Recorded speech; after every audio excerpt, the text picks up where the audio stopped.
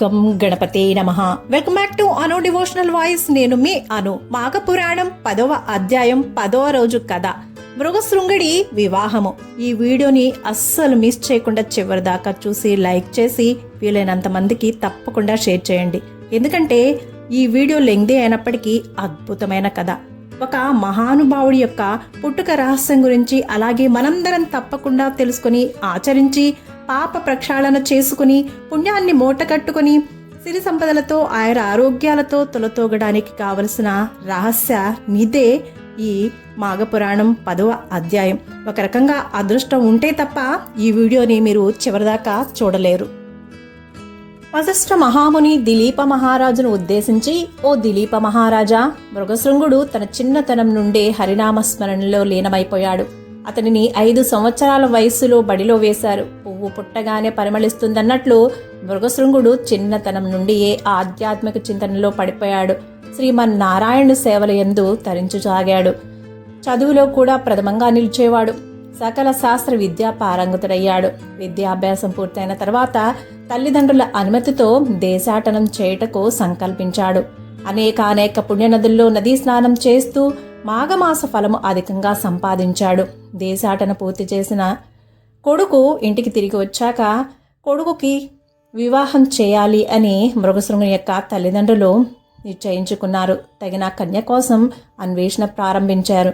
కానీ మృగశృంగుడు తనొక కన్యను ప్రేమించానని, ఆమెనే పెండ్లాడతానని తెలియచేశాడు. తల్లిదండ్రులు కుమార్ని కోరిక మేరకు కాదనలేక తన ఇష్ట ప్రకారమే ఒక మంచి ముహూర్తం చూసి మృగశృంగునకు సుశీలనిచ్చి వివాహం చేశారు. ఎప్పుడైతే సుశీలను మృగశృంగుడు వివాహం చేసుకున్నాడో, సుశీల ఇద్దరు స్నేహితులు కూడా మృగశృంగుని వద్దకు వచ్చి, మృగశృంగ, మా స్నేహితురాలకు సుశీలను ప్రేమించి పెళ్లి చేసుకున్నావు, మరి మాకతేమిటి? మేమేమవ్వాలి? కావున మమ్మల్ని కూడా ఈ ముహూర్తానికే నువ్వు వివాహమాడు, మా ఇద్దరిని నిరాశపరచవద్దు అన్నారు. మృగశృంగుడు ససేమిరా కాదు అన్నాడు. అసంభవం అన్నాడు. అయినను ఆ ఇద్దరు కన్యలు తాము పట్టిన పట్టును విడవలేదు. ఒకడు ఒక భార్యతోనే సంసారం చేయుట ధర్మయుక్తము గాని 3 భార్యలతో కాపురం చేయుట తగిన పని కాదు అన్నాడు. మంచిది కాదని నచ్చజెప్పిపోయాడు. అయినా కూడా అతని సందేహమును గ్రహించి ఆ 2 కన్యలు మృగశృంగునితో, ఒకనికి ఒక్కరే భార్య ఉండవలెనని ఏమీ నియమము లేదు కదా, దశరథునికి 3 భార్యలు లేరా? శ్రీకృష్ణుడు ఏకంగా 8 మందిని భార్యలను వివాహం చేసుకోలేదా? అంతెందుకు, ఆదిశంకరునికి గంగా, గౌరీ అను 2 భార్యలు లేరా? వారికి లేని అభ్యంతరం నీకెందుకు అంటూ ఆ కన్యలిద్దరూ కూడా మృగశృంగుని మాటలతో ఉక్కిరిబిక్కిరి చేశారు. ఏమీ చెప్పలేక మౌనంగా ఉండిపోయాడు మృగశృంగుడు. అంతటా వివాహ వేడుకకు వచ్చినటువంటి పెద్దలు, మునీశ్వర్లతో సహా అందరూ, ఓ మృగశృంగ, అభ్యంతరం చెప్పకు. ఆ కన్యలను కూడా వారి కోరిక మేరకు వివాహం చేసుకోలేంచో వారి కన్నీటి బొట్లు నీకు అమంగళకరమగును. 2-3 భార్యలుంటట తప్పేమీ కాదు. వారిద్దరూ దుఃఖించంచో నీకు జయము కలుగునా? ఇటువంటి సంఘటనలు ఇంతకుముందు ఎన్నో జరిగినాయి కదా. కావున ఆ 2 కన్యలను కూడా వివాహం చేసుకోమని పెద్దలు హితబోధ చేశారు. పెద్దల మాట కాదనలేక మృగశృంగుడు ఆ 2 కన్యలను కూడా వివాహం ఆడతాడు. చూసావా దిలీప మహారాజా, మాఘమాస నదీ స్నాన మహిమ వల్ల మృగశృంగుడు 3 భార్యలతో ఎలా సుఖించుచున్నాడో అని వివరించగా, మరలా దిలీపుడు, గురువర్య, వివాహము ఎన్ని రకములు? వాటిని వివరించి నన్ను తృప్తిపరచండి అని అడగగా వశిష్ఠుల వారు ఇట్లా చెప్పుచున్నారు. రాజా, వివాహము 8 రకాలు. అవి బ్రహ్మము, దైవతము, అర్షము, ప్రజాపత్యము, అసురము, గాంధర్వము, రాక్షసము, పైశాచికము. వరుణ్ణి ఆహ్వానించి సాలంకృత కన్యాదానము చేసడి వివాహము బ్రహ్మము. ఈ వధువునకు పుట్టిన బిడ్డ 21 తరాల జ్ఞాతులను పునీతులను గావిస్తాడు. యజ్ఞము కొరకు యజ్ఞం చేయించేవానికి పిల్లనిచ్చి పెండ్లి చేయడమన్నది దైవత్వము అంటారు. ఈ వధువుకు జన్మించిన వాడు 14 తరాల వారిని పునీతులను చేస్తాడు. 2 గోవులను తీసుకుని కన్యనిచ్చి పెళ్లి చేయుట అర్ష్యము అనబడును. ఈమెకు పుట్టిన బిడ్డ 6 తరాల వారిని ఉద్ధరిస్తాడు. మీరిద్దరూ కలిసి కాపురం చేయండి అని శాసించేది శాసించే వివాహాన్ని ప్రజాపత్యము అని అంటారు. ఈమెకు పుట్టిన బిడ్డ 6 తరాల వారిని ఉద్ధరిస్తాడు. వరుని నుండి ధనం పుచ్చుకొని కన్యనిచ్చి పెళ్లి చేయుట అవసరము. ఒకరినొకరు ప్రేమించుకొని వివాహము చేసుకొనుటను గాంధర్వము అంటారు. బలాత్కారముగా కన్యను తెచ్చుకొని వివాహము చేయుటను రాక్షసము అంటారు. దీనిని యోగ్యులైన వారెవ్వరూ కూడా అంగీకరింపరు. మోసగించి కన్యను తీసుకుని పోయి చేసుకునే పెళ్లిని పైశాచికము అంటారు. ఇది అధమాధమ పద్ధతి. ఇలా 8 విధములుగా వివాహాలున్నాయి. ఇందులో బ్రహ్మము, దైవత్వము, అర్షము, ప్రజాపత్య వివాహాలను అందరూ అంగీకరిస్తారు. కానీ మిగిలిన అసుర, గాంధర్వ, రాక్షస, పైశాచిక వివాహాలకు శాస్త్ర సమ్మతము కానివి. గృహస్థాశ్రమ ధర్మాలు. మంచి ప్రవర్తనతో ఆ సర్వేశ్వరుని చేరాలి అంటే గృహస్థాశ్రమ ధర్మం ఒక్కటే మార్గము. దంపతులిద్దరూ పరస్పర ప్రేమానురాగాలతో ఉండుట, ఉన్నదానితో సంతృప్తి నొందుట, గౌరవ మర్యాదలు మన్ననలతో ప్రవర్తించుట, అతిథి సత్కారములు చేయుట, దైవభక్తిని కలిగి ఉండుట ఇత్యాది సద్గుణ సంపన్నమైనదే సరి అయిన గృహస్థాశ్రమ ధర్మము. గృహస్థులు పై సద్గుణములతో పాటు నోములు, వ్రతాలు, పండుగలు లేక పర్వదినాలలో ఉపవాసములు, కార్తీక, మాఘ, వైశాఖ మాసాలలో నిష్ఠగా నదీ స్నానములు, పూజలు, శివకేశవులను నిష్ఠతో పూజించుట, స్మరించుట ఇత్యాది పుణ్యకార్యములు చేయవలెను. ఉదయాన్నే లేచినప్పుడు నిత్యము భగవన్నామస్మరణ చేస్తూ లేచుట, కాలకృత్యములు తీర్చుకుని స్నానానంతరము నిష్ఠతో భగవంతునికి పూజలు చేయుట, శక్తి కొలది దానధర్మములు చేయుట ఇవన్నీ కూడా పాటించాలి. అరిషడ్వర్గాలైన కామ, క్రోధ, లోభ, మోహ, మదమాశ్చర్యాలకు లోనుగాకుండుట, ఈర్ష, అసూయ, ద్వేషములను త్యజించుట, మిక్కిలి ఓర్పును కలిగి ఉండుట, మృదు మధుర సంభాషణ, పరోపకారము, ఇతరుల మనస్సును నొప్పించుకుండుట, భర్తకు అనుగుణంగా భార్య నడుచుకొనుట, అట్లే భార్య అవసరాలను గుర్తెరిగి భర్త సమకూర్చుట, అభిప్రాయ భేదం లేకుండుట, భార్యాభర్తల మధ్య చిన్న పెద్ద అనే తారతమ్యాలు విడనాడుట. ఇటువంటి సద్గుణాలతో దంపతులున్నచో వారికి వేరే స్వర్గం ఎందుకు? అట్టి దంపతులు ఆదర్శ దంపతులై తేజోమూర్తులై అధిక పుణ్యఫలము నొంది విష్ణు సాయుధ్యము నొందుతారు అని చెప్పడంలో ఎలాంటి సందేహము లేదు. ఇప్పుడు పతివ్రత లక్షణాలు ఏంటో తెలుసుకుందాం. మగవారు మహోన్నతమైన మంచి పనులు చేసి గాని మంచి ఫలితములను పొందలేరు. పురుషుడు పుణ్యం సంపాదించుటకు ప్రత్యేకంగా పాటుపడాలి. కానీ పడతులు అంటే ఆడవాళ్ళు అట్లు కాదు. పడతులు తమ పతివ్రత లక్షణములచే ప్రత్యేక మహిమలను పొందగలరు, గొప్ప శక్తివంతులుగా తయారు కాగలరు. శాస్త్రం ఏమి చెబుతుంది అంటే పురుషుడు చేసే పుణ్యకార్యాల్లో సగపుణ్యం అర్ధాంగి అయిన భార్యకు చెందుతుంది అని. మరి భార్య చేసే పుణ్యకార్యాల్లో పుణ్యఫలం భర్తకు కొంచెం కూడా రాదు. దీనిని బట్టి ఆడవారు గొప్ప గొప్ప ఘనకార్యములు చేయకుండానే తమ పతివ్రత లక్షణములతో కొండంత పుణ్యాన్ని పొందగలరు. పతివ్రత ఎలా ఉండాలో శాస్త్రం ఇలా చెబుతుంది. ప్రతి స్త్రీ తన భర్తనే దైవంగా భావించాలి, మగన్నే మనసారా ఆరాధించాలి, భర్త యొక్క సద్గుణాలనే స్వీకరించాలి, అందమునకు ఆకారమునకు ఆకర్షింపబడరాదు. తన భర్తను ఎంత ప్రేమానురాగాలతో చూసుకుంటుందో అత్తమామల పట్ల అంతే వినయ విధేతలు కలిగి ఉండాలి. తగు భక్తి శ్రద్ధలతో అత్తమామలను సేవించాలి. అట్టి స్త్రీలే సద్గతులను పొందగలరు. ఉత్తమమైన స్త్రీల యొక్క లక్షణాలు: కార్యేషు దాసి, కరణేషు మంత్రి, భోజేషు మాత, శయనేషు రంభ, రూపేషు లక్ష్మి, క్షమయా ధరిత్రి. పనులు చేయడంలో దాసివలే, భర్తకు మంచి మంచి సలహాలిచ్చుటలో మంత్రివలే, భోజనము వడ్డించినప్పుడు తల్లి బిడ్డకే విధంగా ఆహారాన్ని తినిపిస్తుందో అలాగా, సేన మందిరంలో మంచి శృంగార వేశ్యవలే సింగారించుకుని భర్తకు కృంగొత్త రుచులను చూపించునదిగాను, రూపమునందు అందమైన లక్ష్మీదేవి వలె ఓర్పు వహించుటలో భూదేవి కంటే మిన్నగా ఉండవలనని ఇవే పతివ్రత లక్షణాలని శాస్త్రము తెలియజేస్తుంది. బహిష్టు సమయాలలో స్త్రీ ఎవ్వరితోనూ మాట్లాడరాదు. ఆ 4 రోజులు ఏ పని చెయ్యరాదు, ఎవరిని ముట్టుకోరాదు. ఆ 4 రోజులు పూర్తి విశ్రాంతి తీసుకోవాలి. ఆ మన్నాడు అనగా 5వ రోజు ఉదయాన్నే లేచి సూర్యోదయ పూర్వమే తెల్లంటి స్నానం ఆచరించాలి. శుభ్రమైన వస్త్రములు ధరించాలి. ముందుగా భర్త పాదములను కళ్ళకద్దుకుని నమస్కరించాలి. పిమ్మట సూర్య భగవాన్ని, తర్వాత ఇష్టదేవతలను పూజించాలి. ఎట్టి పరిస్థితులలోనూ భర్త భుజించకుండా తాను ముందుగా భుజించరాదు.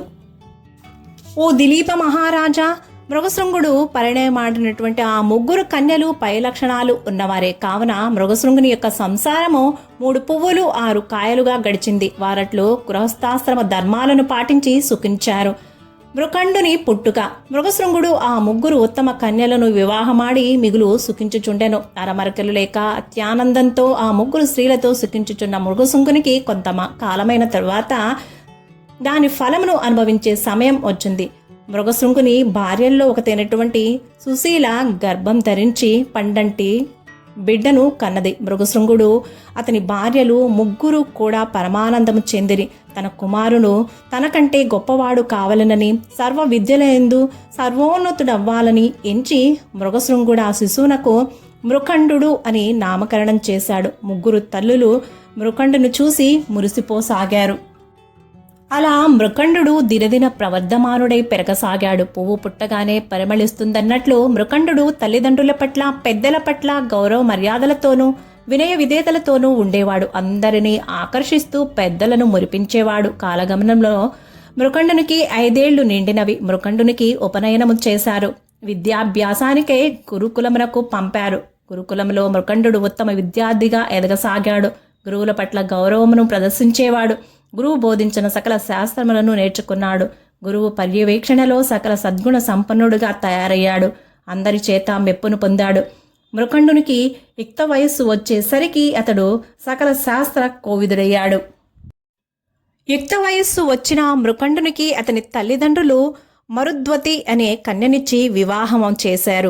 ఆనాటి నుండి మృకండు గృహస్థాశ్రమను స్వీకరించాడు. ఇక మృగశృంగుని యొక్క మిగిలిన 2 భార్యలు కూడా పుత్రులను ప్రసవించారు. వారిని కూడా పండితోత్తములుగా చేసి వివాహం జరిపించారు. తన కుటుంబ పరివారమంతా మాఘమాస నదీ స్నానాదులు, పూజలు ఇత్యాది క్రతువులన్నీ కూడా విధిగా నిర్వహించేటట్లు కట్టడి చేశాడు మృగశృంగుడు. మృగశృంగునికి అతడు చేసిన మాఘమాస నదీ స్నానాదుల ఫలితం మనువలకు కూడా కలిగి వంశాభివృద్ధి జరిగింది. మిక్కిలి సంతోషమును చెంది మృగశృంగుడు తనకింక ఏ ఆశలు లేకపోవటచే శేష జీవితాన్ని భగవత్ సాన్నిధ్యంలో గడపసాగాడు. సమీపమందున్న అడవికి పోయి తపస్సు చేయసాగాడు. శ్రీ మహావిష్ణువును ప్రసన్నం చేసుకున్నాడు. జన్మ తరించిందనుకున్నాడు. అంత్యకాలమున శ్రీహరి కృపకు పాత్రుడై వైకుంఠ ప్రాప్తిని పొందుతాడు. దిలీప మహారాజా, వింటివా? మృగశృంగుడు మాఘమాస నదీ స్నానాదుల వ్రత ప్రభావము వలన పుత్ర పౌత్రాభివృద్ధిని పొందుటయే కాక ఆ శ్రీహరి కృపకు పాత్రుడై వైకుంఠ ప్రాప్తిని కూడా పొందాడు. మృకండుని చరిత్ర. దిలీప, మృగశృంగుని వృత్తాంతము వింటివి కదా. ఇక అతని జ్యేష్ఠపుత్రుడైన మృకండుని చరిత్ర కూడా వివరించెదరు. శ్రద్ధగా ఆలకింపుము అని వశిష్ఠుల వారు ఇట్లా చెప్పసాగారు.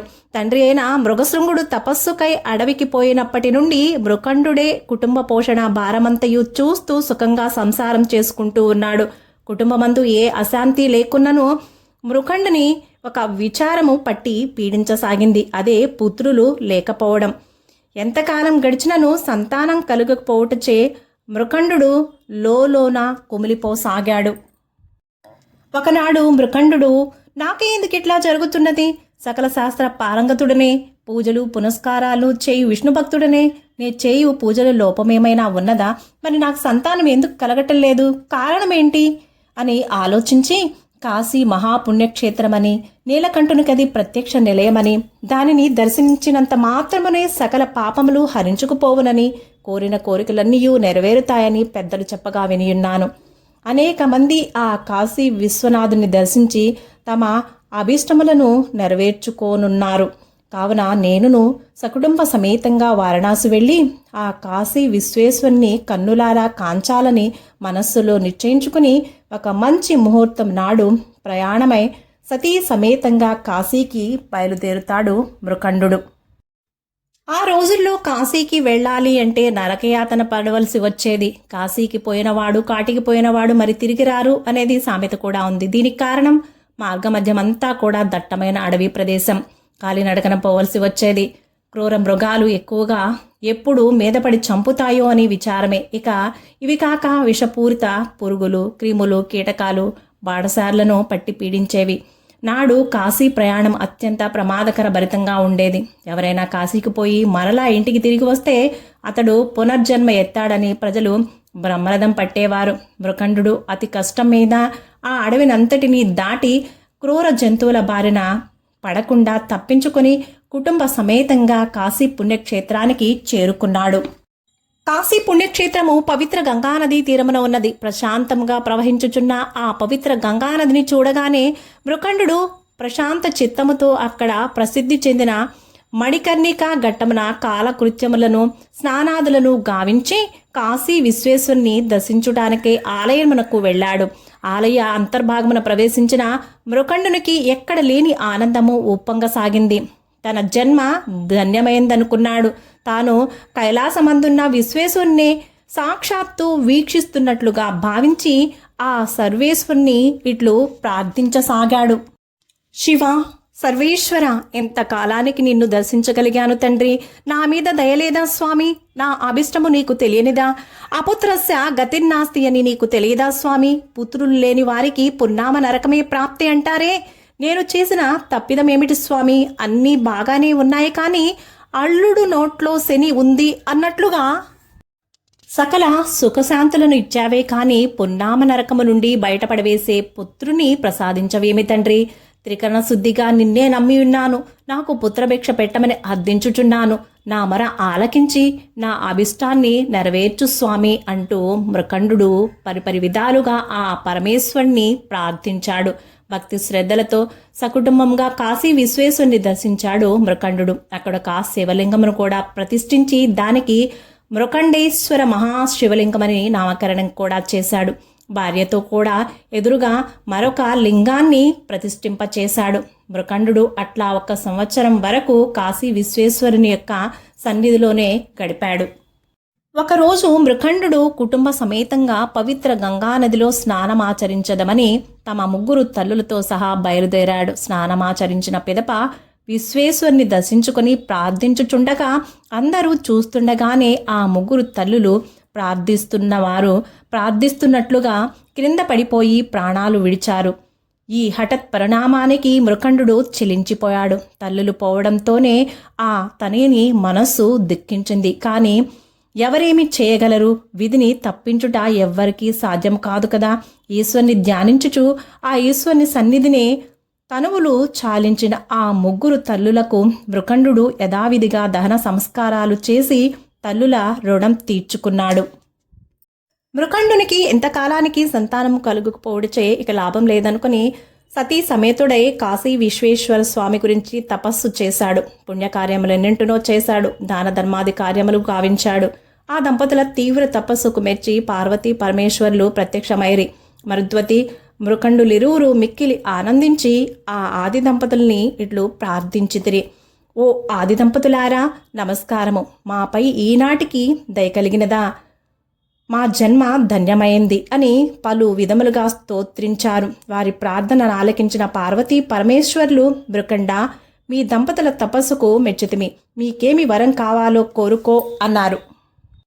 శివ, సర్వేశ్వర, జననీ జగజ్జనని, మీ దయవలన మా సుఖ సంతోషాలకెలాంటి ఆటంకమూ లేదు.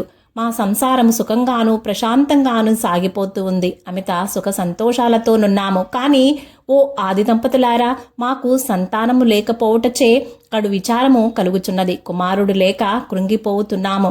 కావున మాకు పుత్ర సంతానము కలుగుజేయమని వేడుకుంటున్నాము అన్నారు. మృకండిని ప్రార్థనను విన్న పరమేశ్వరుడు, మృకండ, నీ కోరిక తప్పక నెరవేరగలదు. కానీ ఒక్క షరత్తు. మీకు 16 సంవత్సరాల అల్పాయుష్కుడైన పుత్రుడు కావాలా, లేక కలకాలము వైధవ్యమును అనుభవించే పుత్రిక కావాలా అని అడిగారు పార్వతీ పరమేశ్వర్లు. అప్పుడు మృకండు ఆది దంపతుల మాటలకు ఆశ్చర్యపోయాడు. ఆలోచనలో పడ్డాడు. మరి కొంతసేపటికి, సాంబశివ, నన్ను ఈ విధంగా పరీక్షించుట మీకు భావ్యమా? నా పూర్వజన్మ సుకృతం వల్ల నాకు జ్ఞానోదయమైంది మొదలు మిమ్మల్నే సేవించుచున్నానే. నేనేమి చెప్పగలవాడను, అయినను అడిగితివి గనక కోరుతున్నాను. కలకాలము వైదవ్యంతో కృంగి కురిసించిపోయే కుమార్తె కన్నా అల్పాయుష్కుడైన పుత్రుడే మిన్న కదా, కావున మాకు పుత్రుణ్ణి ప్రసాదించమని వేడుకుంటున్నాను అని కోరాడు. అట్లే ఎగుగాక, నీ అభిష్టము త్వరలోనే నెరవేరుగాక అంటూ ఆ ఆది దంపతులిరువురు అంతర్ధానమయ్యారు. పార్వతీ పరమేశ్వర్ల అనుగ్రహము వలన మృకండుని భార్య మరుద్వతి ఒక మంచి శుభముహూర్తాన ఒక మగ పిల్లవానికి జన్మనిచ్చింది. మృకండు తనకు పుత్రుడు జన్మించుటచే పరమానందభరితుడయ్యాడు. ముని శ్రేష్ఠులంతా వచ్చి బాలుని దీవించారు. మృకండుని ఆశ్రమానికి వచ్చిన వ్యాసమహర్షి కూడా బాలుని దీవించి అతనికి జాతక కర్మలు కూడా చేశాడు. ఓ దిలీప మహారాజా, వింటివి కదా, పరమ భాగవతోత్తముడు, సకల శాస్త్ర పారంగతుడు, అతనిష్ట గరిష్ఠుడు, మునిశ్రేష్ఠుడగు మృకండు పార్వతీ పరమేశ్వరులను మెప్పించి పుత్రుని పొందగలిగాడు. అతడే వేదాంగ కోవిదుడు, పరమ భాగవతోత్తముడు అగు మార్కండేయుడు. మృకండుని యొక్క కుమారుడి పేరు మార్కండేయుడు. ఇది మాఘపురాణం 10వ అధ్యాయము 10వ రోజు కథ సమాప్తం. సర్వే జనా సుఖినో భవంతు. శుభం. Thank you for watching. Please subscribe my channel. Please like, share, comment on my video. నేను మీ అను.